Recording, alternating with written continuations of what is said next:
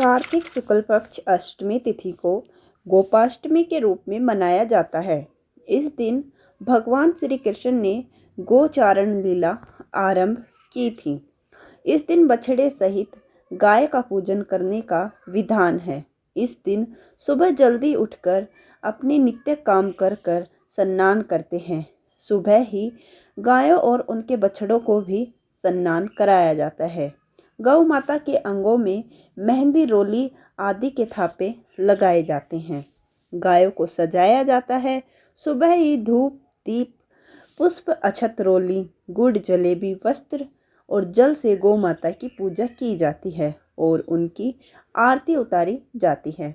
पूजन के बाद गोग्रास निकाला जाता है। गौ माता की परिक्रमा की जाती है।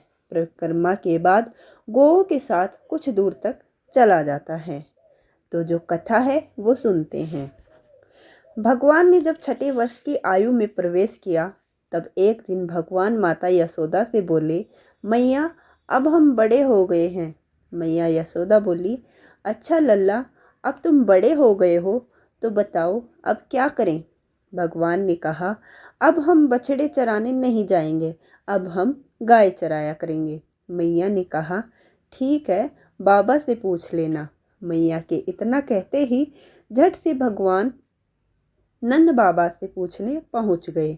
बाबा ने कहा, लाला अभी तुम बहुत छोटे हो, अभी तुम बछड़े ही चराओ।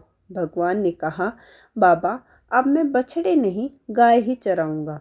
जब भगवान नहीं माने तब बाबा बोले, ठीक है लल्ला, तुम पंडित जी को बुला लाओ, वह गोचारण का मुहूर्त देखकर बता देंगे। बाबा की बात सुनकर भगवान झट से पंडित जी के पास पहुँचे और बोले, पंडित जी आपको बाबा ने बुलाया है, गोचारण का मुहूर्त देखना है। आप आज ही मुहूर्त बता देना, मैं आपको बहुत सारा माखन दूंगा। पंडित जी नंद बाबा के पास पहुँचे और बार बार पंचांग देखकर गणना करने लगे। तब नंद बाबा ने पूछा, पंडित जी क्या बात है, आप बार बार क्या गिन रहे हैं। पंडित जी बोले, क्या बताएं नंद बाबा जी, केवल आज का ही मुहूर्त निकला है, इसके बाद तो एक वर्ष तक कोई मुहूर्त नहीं है। पंडित जी की बात सुनकर नंद बाबा ने भगवान को गोचारण की स्वीकृति दे दी। भगवान जो समय कोई कार्य करे वही शुभ मुहूर्त बन जाता है।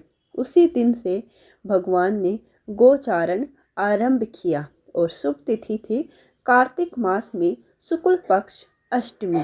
भगवान के गोचारण आरंभ करने के कारण यह तिथि गोपाष्टमी कहलाई। माता यशोदा ने अपने लल्ला के श्रृंगार किया और जैसे ही पैरों में जूतियां पहनाने लगी तो लल्ला ने मना कर दिया और बोले, मैया यदि मेरी गौवें जूतियां नहीं पहनती है तो मैं कैसे पहन सकता हूँ।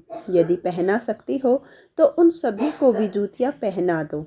और भगवान जब तक वृंदावन में रहे भगवान ने कभी पैरों में जूतियां नहीं पहनी।